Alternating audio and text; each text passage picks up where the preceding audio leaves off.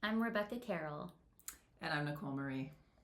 We are Embodied Inquiry, which is a collaborative effort where we research, think, and write about conscious movement, all while running a weekly dance lab, a space where anyone can come to explore a free-form dance journey within community. The seeds of Embodied Inquiry started at Harvard Divinity School, where Nicole and I studied for 3 years, and both received a Master of Divinity degree in 2025. This presentation shares back some of our research on ecstatic dance, research we worked on with the guidance of Professor Charles Hallisey. And in our presentation, we want to let you know that we're choosing to use the term ecstatic dance as an umbrella for many variations of this practice. So that might include 5 rhythms, soul motion, 360 emergence, biodanza, open floor, and of course the group that has taken ecstatic name as their brand name. When we use this term in this presentation, we don't mean that brand ecstatic dance, which now means to many people a particular style in which there's a traveling DJ who stops in a city to offer their musical set. Instead, we mean it as places where people come together to dance in a free-form way to music that goes from slow to fast to slow in a classic arc. These days, people often refer to this as conscious dance, but we're choosing not to use that name for a variety of reasons we won't go into here. But suffice it to say, we're interested in emphasizing the ecstasy over implying that some dance is conscious while others are not. So this was a praxis-focused research project, which means that we incorporated the reading and writing end of the research into our actual facilitation of the weekly dance. Our theories shaped how we led the dance, and what we saw in the dance shaped what we read and reflected on next. We also invited the community to share stories and feedback through a survey, and you'll hear some of those quotes in this presentation. Our goal was to grow as ecstatic dance ministers by developing a kind of knowledge called metis. Metis is often described as cunning, like a hunter's instinct. It comes from experience and can't be fully taught or written down. So this is different from techne, or technical knowledge, which can be written down in a manual. While we did gather some techne in this research, we were mainly after metis because metis lets us adapt to each dance, which is new and different every time. And all this is to say that what we're trying to capture is a knowledge that's slippery and evades words. And that's partly because it's metis, but also because ecstatic dance is a nonverbal way of knowing. So when we first created this presentation, we were talking about sharing it with our community, and we started wondering if talking about the dance would actually damage the experience. And we discussed it for a while and decided it was worth taking the risk. And I think we both agree that it didn't, in fact, damage it, but instead deepened our community's connection to the dance. However, we do want to say that we never want to fully define the dance. And so we hope that every attempt we make here and in other things that we do ultimately fails. And we take inspiration from a documentary on the academic Donna Haraway, in which she tells a story about herself as a teenager. She was raised and educated in a Catholic school. And as a teen, she started doubting her faith and talking to the nuns about it.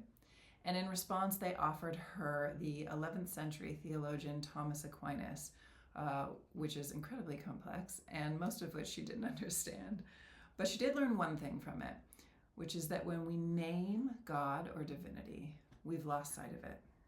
But she says this doesn't mean we should give up. She is an academic after all, because it's in the trying and failing that we discover what we're looking for. So if we succeed here, we hope we fail, so that we leave these ideas and the dance open to mystery. What we'll be doing for you today is asking the same question over and over. What is ecstatic dance? And we will provide you with some answers which will certainly overlap and connect and maybe even contradict. It's what some philosophers like Deleuze and Guattari and Glissant call a rhizomatic understanding. So we invite you to sit back and let our words wash over you. We've built some structure into this presentation, but it's a deliberately gentle structure. We'd like you to use your own compass to navigate these waters, to build your own connections. And if you've joined for an ecstatic dance before, we hope this presentation will support you in offering language for what you may have experienced.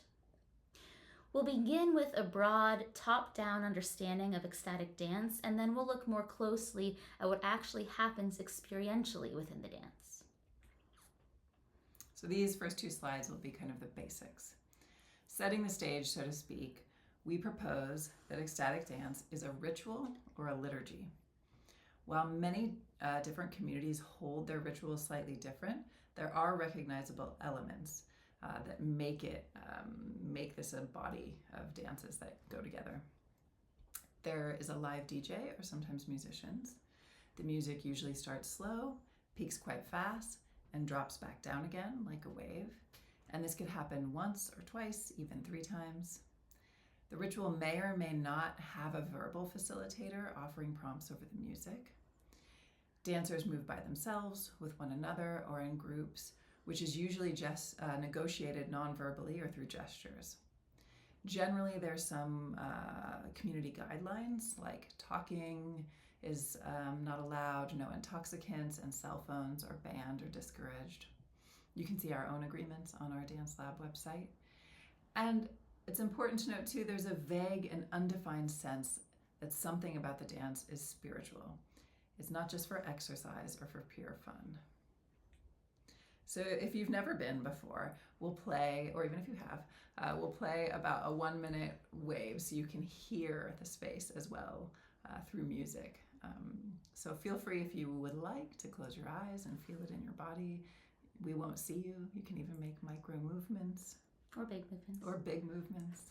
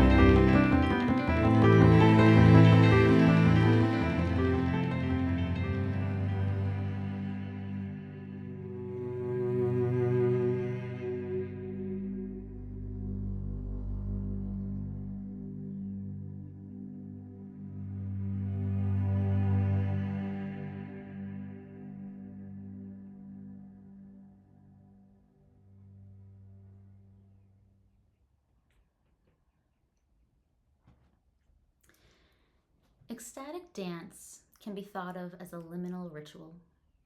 It's an in-between section of space and time, sandwiched on either side by regular life.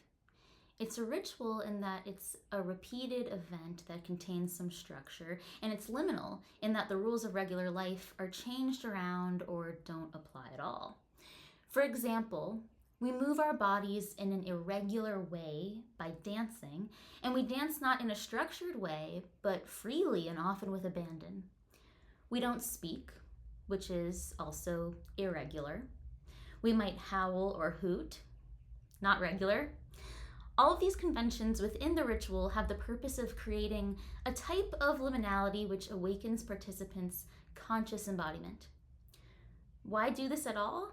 Because through engaging in the liminal ritual, we come to understand something that cannot be understood in non-liminal ordinary life. And then that understanding inevitably comes with us, deepening and enriching our lives. So what are people doing inside this liminal ritual, aside from hooting and dancing strangely? Well, we propose they are engaging in a physical discipline, an ordeal of the body that facilitates the ordinary falling away and making space for other experiences. And it could seem surprising that we call this a discipline, because often that implies precise and difficult postures or actions that you have to work hard at. Think Pilates.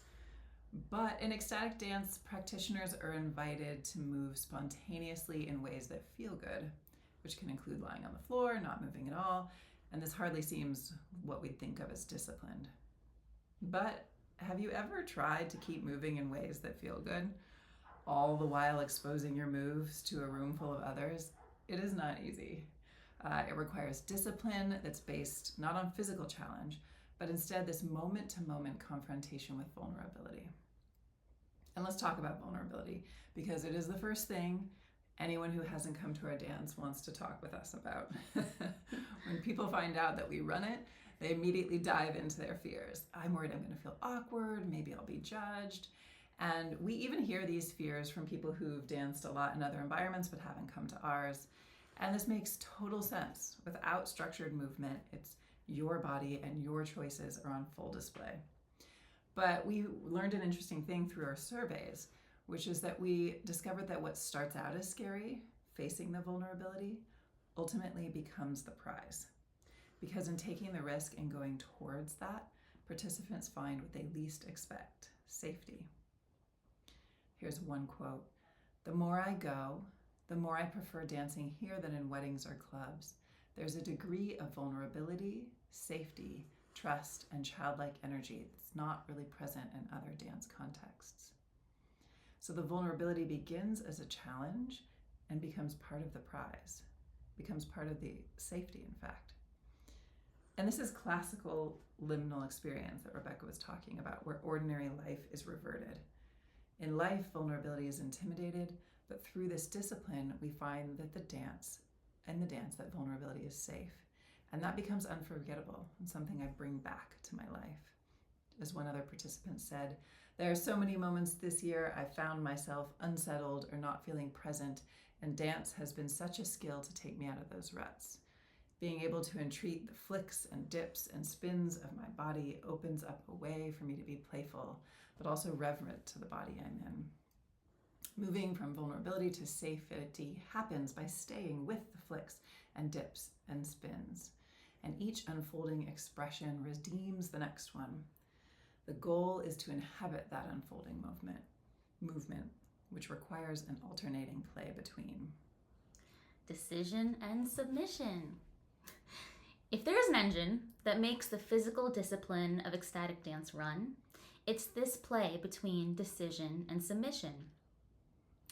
So if I'm a dancer in ecstatic dance, I'm deciding how to dance. I'm being creative with my movements. And then I submit to the rhythm of the music, to the pulse of the group around me, to the words of the facilitator. As an alternate example, the discipline of yoga is almost entirely about submission. You do what the teacher tells you to do. You might choose to do a child's pose instead of a chaturanga, but pretty much you're following instructions. Now, in a lot of communities of ecstatic dance, people think it's the total opposite pole from yoga. It's all personal decision making, and with that comes total freedom. But Nicole and I don't think it works like that. We think there's a huge amount of submission or surrender that happens in the dance, and this can be an incredibly spiritual and freeing experience. There are lots of opportunities to submit or to resist submission. The dancer can do what the facilitator says or not. The dancer can dance to the beat or not. The dancer can join in whatever everyone else is doing, or they can do their own thing.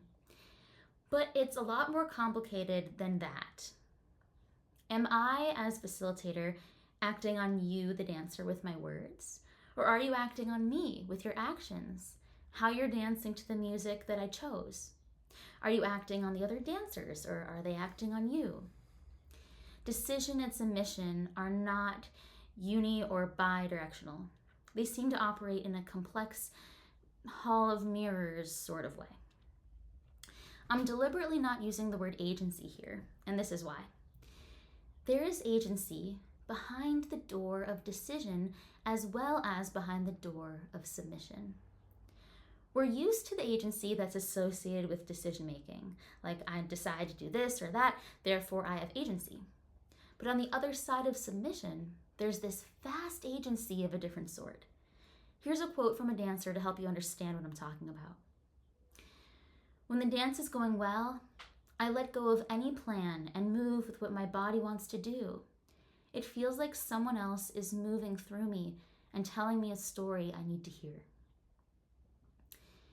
In submission to this other agency, we touch into the vast something else that we're all already part of. We touch into the other. We maybe even become the other, tapping into that flow which is not you, but also is you, where you feel less like yourself and more like yourself, where you've transcended and deepened. We're learning about an aspect of how it works to be alive in an extraordinarily profound way. And then when we emerge from the liminal ritual and go back to regular life, we're aware that that vaster agency is still at play, even when the narrower, intention-focused agency of decision-making might be blotting it out. Such a good slide. Thanks for that one. I danced in Los Angeles for 20 years, and my friends and I used this phrase to find out how the dance went. We'd ask each other, "Did you pop?" And we never defined pop because we all knew exactly what we meant. But of course, Rebecca and I did this in an academic setting where you spend a lot of time trying to figure out what everybody else knows, what it means already. So we've come to the idea that popping is a term that refers to the shift in the quality of experience. Think the intensity, the flavor, the non-ordinariness. And in our surveys, we see people trying to describe this in two different grammatical ways, through similes, something is like something, or comparative forms, something's more than or less than something. So examples of similes: I had a feeling like I was in battle. It was like I was somewhere cosmically safe. And with the comparative form, people almost always use the word deeper. My heart was again open to a deeper level of connection. And then connected to the similes and comparative forms are these expressions and unburdening of emotion, often with tears. Lots of people wrote about crying. At some point, the music shifted to something louder, and joy welled up inside of me. Somewhere between my heart and my solar plexus, something released that had been clenched for a long, long time. And what we found fascinating and find fascinating is that these state changes cannot be produced on demand. Practitioners prepare and cultivate them through the discipline, but they ultimately come as gifts. And gifts from where? From ourselves? So which self? And where does the self come from? Paradoxically, the experience of popping can feel both like a dissolving of self and an expansion of self. As we become present to moment experience, we let go of our autobiographical selves. So our self-narrative starts to fade away and sometimes gets mixed up in a kaleidoscope-like way, which might look like remembering bits and pieces of memories and then suddenly imagining that I'm in a spaceship and then I'm returning to the way I'm twirling my wrists or I'm shaking my hair. Because words are symbols and ecstatic dance is a wordless space, there's suddenly not nearly as many symbols to interpret. And that creates an opportunity for reality to feel more real, more right here, or more kaleidoscoped. And yet, while our daily selves are disappearing, there's also a sense of revealing a truer form of self, which can feel really vulnerable. In dancing, we're showing something else of ourselves. We're showing a creativity of self, and others bear witness to that. It's an opportunity to practice and explore authenticity. Who am I? What am I? Am I moving me, or is something else moving me? Here's a quote from a dancer that expresses some of this dissolution of self and that deepening and opening that happens at the same time. My movements emerge from the music, from space, the other people's movements, and my own inner state pretty spontaneously, with less involvement from my conscious brain. My mind gets to witness and play, rather than feeling any requirement to lead. So what is dance? Dance is an experience of the poetry of perception, which is a phrase I'm borrowing from the Dharma teacher Rob Burbea. And it refers to the way that ordinary sense perception of the self, of other, and of the world is and can change to be imbued with poetry. And I bet you know what I'm talking about. It's that moment when you watch the ant walk over the flower and it tells you something new about life, and we know it's true because our heart swells. And we might take a particular meaning from the ant, like, oh, I need to be a humble ant surrounded by beauty. But it's usually not a singular meaning. There's a sense of meaningfulness, that there is more meaning, that perception is pregnant with unspeakable meanings. And these poetic perceptions rely on a subtle faculty of imagination. One of the ways people pop is through these imaginative poetic sensibilities. We heard stories of people dancing with their child self, dancing with their deceased husband, or even the moon. I danced again with the moon at Ecstatic Dance and felt a divine experience enter the room. I was called to pull the moon with my arms into our circle, and it came to dance with all of us, shining through the window. Later I went home, and because of that feeling of surrender and letting go to the moon, my heart was again open to a deeper level of connection with the one I love. That connection is beyond words, and yet had been at a standstill for many months. These moments aren't similes. It's not like I become the moon, and nor did this person actually hallucinate the moon flying through the window. The moon stayed in the sky, yet the imagination subtly infused the senses so that somehow the moon was also in the room as well, and that does something profound to me and to her, to the participant and to her relationships later. And this happens often in the dance. Our bodies unfold fluidly, synthesizing ideas and senses and imagination so that they flow into one another and create new colors that change the way we see ourselves, others, and the world. It's what Audre Lorde called erotic knowledge, things that we know are true by the pleasure we take in them. Poetry of perception is this way. We know its truth by the meaningfulness, which is pleasurable on multiple levels to our being. I love that slide. So beautiful. Ecstatic dance is a place to practice shapeshifting. I have this theory. When a song feels just right to dance to, it's because you've taken on its energy or personality. You've shapeshifted into the song. Some songs are easier to shapeshift into than others. Usually that's because they feel more like you, or more like who you are today. Sometimes I'll hear a song that I don't like, and it's really just that it doesn't feel like me right now, or maybe I'm not used to the vibe it wants from me. For example, Nicole once played this super sassy song that did not feel like me at all, but if I wanted to dance to it honestly, I had to let it take me over. So I opened up, let the song just possess me, and suddenly I felt I could dance to it. Sometimes shapeshifting is a choice like that, but sometimes it just happens, especially as you relax into the freedom behind the door of submission. You might shapeshift into anything, an older version of yourself, an ancestor, an animal.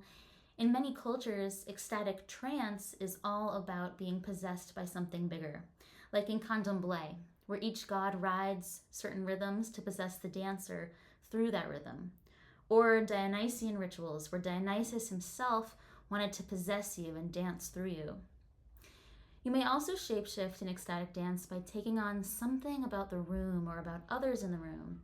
You might find yourself mimicking a movement you saw someone else do. And when everyone's doing some of this, much of it likely unconsciously, then who's shapeshifting into whom? We become a hall of mirrors, reflecting each other again and again. This one's you too. Oh, it's my turn. In ecstatic dance, You might find yourself becoming part of a collective body.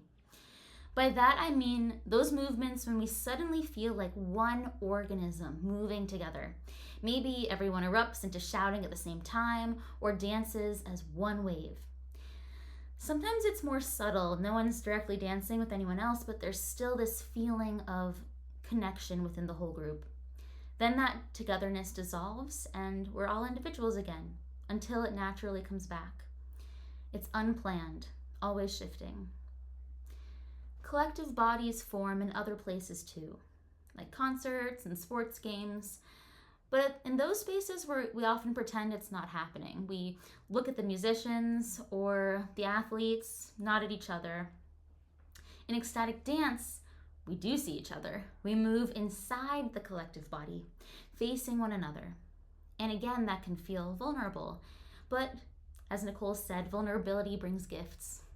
Creativity, connection, and sometimes pure ecstasy. When we give ourselves over to the group, we tap into its power, which is a pretty incredible feeling. Barbara Ehrenreich's book, Dancing in the Streets, is all about the history of collective ecstasy, much of it through dance. For most of human history and even prehistory, group dance was totally normal. It started getting pushed out when the Romans came along. Collective ecstasy didn't fit their bureaucratic goals. In ecstatic dance, we are reclaiming that collective joy. Collective being the key word. Sure, you can dance ecstatically alone in your home, but it's not quite the same. There's a special kind of love and connection that happens when we lose ourselves together, when we merge into something bigger than ourselves. It's powerful and bonding. But what can happen when we aren't in the powerful and bonding collective body? Well, people are also often navigating the complexity of relationship in the dance, and complexity without words nonetheless. As one person said, I feel clumsy initiating moments of connection, and I feel clumsy ending them. I feel clumsy with such things in regular life too, but not using words to communicate makes it even harder. I worry, why am I drawn to this person and not that person? What signal am I sending in choosing to connect with one person over another? What signal am I sending to the person I've connected with when I dance away from them? So while interacting without words provides really lovely ways to connect to things like the collective body, it also excavates uncertainties and painful vulnerabilities to work through. We learn so much in the dance about how to read people and how to negotiate community. And this whole process of facing vulnerability, shifting perception, falling into a collective body, then falling out of it, and wading through social complexity makes the dance an incredibly powerful place for forming community. And you might think, well, yeah, but if you show up somewhere, anywhere, week after week, you just tend to form community, which is true. But we think that dance has, this is especially true there.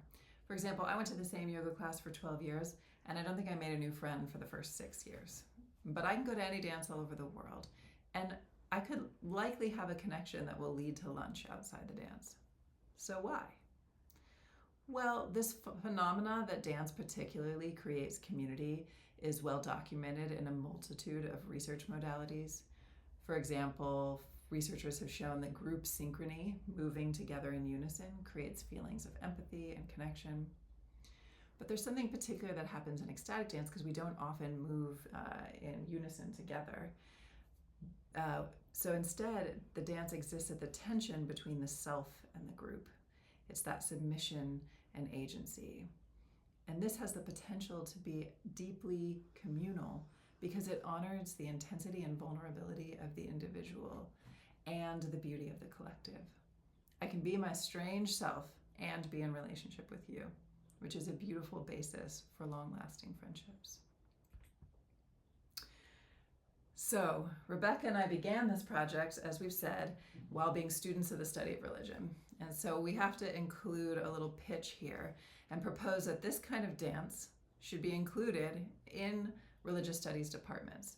We say it could either be fulfill a language requirement, which most of them has, or it could be part of the base class that everyone takes, the theory and the methods of study of religious studies. So here's why. In our reading, we spanned the breadth of religious study discourses. But particularly, we think the academic discipline of sensory anthropology is a good one for us, because it says that the way, the experience of the senses and the meaning we make is foundational to cultural life. They say that anthropologists, many of which who study religion, should apprentice themselves to those who they study and try to have the same sense experiences of those that they're working with in order to understand how they literally sense the world. Now, ecstatic dance, as we've seen, offers an embodied way into different configurations of the senses. It's a way of training to be more flexible and practicing in the vulnerability to do so. It could be thought of as a way to train in the language of ritual. It's definitely not that all rituals are like this one, but practicing flexibility of the senses in this forum can help prepare scholars to enter other spaces. And finally, it brings us to the word religion, which comes from religio, which means belongings. And there's something in ecstatic dance that, when it goes well, teaches us about belonging to an experience of self that is slippery and vast, which we then bring into community.